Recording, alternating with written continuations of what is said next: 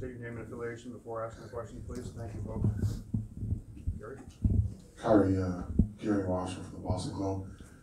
It seemed like you just couldn't get going tonight. Even the second half, you hit a couple of shots, and then, you were getting contested at the rim, couldn't finish. What happened tonight?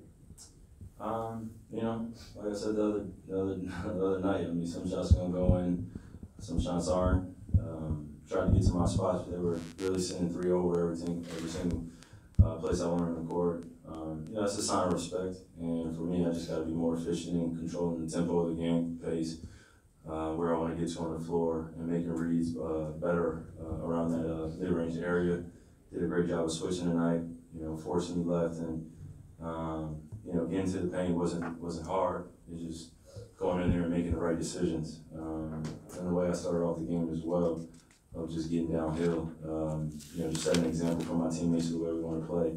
I just didn't put my stamp on that. So I think that the rest of the tempo of the game, they did a great job of controlling it. And when you have, them shooting, 47 threes and making 20 of them, they also kind of bite you in the butt. And then, you got Ebled and Chris Middleton and Giannis combining for, over 70 points. That's tough to combat as well, especially when you're not making shots. Joseph Pavone, WEEI.com, CLNS Media. Kyrie, what did you see differently defensively in the second half of the Bucks?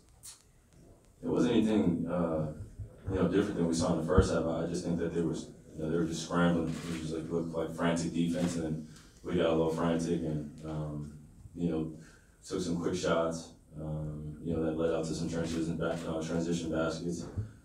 So we gave them some, pretty easy plays, but they made the right reads as well. And then, like I said, when you attempt 47 threes, it's like, that's absurd in an NBA game, but that's the way they played all season. So we just got to be ready to weather the storm and get ready for game 3. Kyrie, John Corrales from SLive.com, just kind of touched on it. Do you think your team's misses kind of played into their ability to take and make as many threes as they did versus game 1 facing much more of a set defense? Yeah, but I think we could have controlled a little bit more in a half court in terms of the threes that they were getting. Chris shot 7 for 10 tonight. Eric got 3 for 5, and then Giannis made 2 for 4. Those are big plays in the game. And then, of course, when Giannis shoots 18 free throws in the game, that also slows the pace down. And we just got to find a way to keep our tempo. That's my job, to go out there and just really set that example for our team. Get out in transition, make the right reads. So we'll look at film, but I think I already have a clue of the way I want to play going into game 3. Jay King, The Athletic. Kyrie, this is the first time you're in the playoffs as a lone all-star on your team, especially after a game like this. What is the extra burden there, and how do you intend to deal with it? There's no extra burden. This is what I signed up for. This is what Boston traded for me for. So being able to go back, get back in the trenches, get ready for another battle on Friday. This is what you live for. So basketball is fun when it comes when it comes like this, when you have to respond. And this is the type of basketball you want to be playing at this time of year. Kane Pittman with the pick and roll. Kyrie, you said that they were throwing 2 or 3 bodies at you every time. They looked like they were switching 1 through 4 to start the game as well defensively. So how do you guys work through that, and what's the best way, I suppose, to get around that? Because it looked like, as you said, they were playing pretty frantic defense and sort of harassing you guys. Yeah, as they should. They came out with a sense of urgency. I don't think any team wants to go down 2-0, especially on their home floor. So they came out with that energy. Feel like we paced the game pretty well. But like I said, it starts with the example of me getting down in that paint, making the right reads.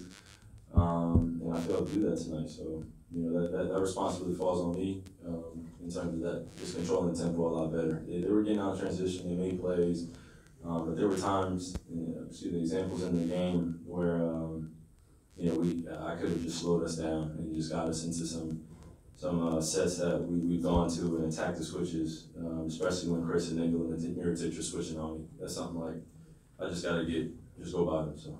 Final question, Paul, please. Paul Flannery, SB Nation. Things can fluctuate a lot game to game during playoff series, but how do you guys feel about coming out of here with a split in the big picture? It's the playoffs. We're playing against a great team. They're number 1 in the Eastern Conference for a reason. Finished regular season strong, came out, did what they were supposed to do in the first round of the playoffs, and now, it's 2 great teams going against one another. I've been in too many battles, going back and forth to get it too high or too low. Going back home, you always feel good, but this one would have been great to get, but we did. And now we go back home and reset our mindset going in and really just have fun playing the game of basketball. They did a great job of just making us make decisions and being in certain positions where we didn't execute, or guys were thinking that one guy was going to be there and they weren't because they were sending 3 or 4 at the ball. And in order to beat this team, we got to play even more together. And especially when we're coming down, we have the talent to attack certain matchups, but getting that ball to the second side and getting back on another side and attacking that way and seeing the help, then everyone's in the right positions. So we shot a little too quick tonight, especially some of the shots I took. So, came through. I'm looking forward to it. Thank you, Kyrie.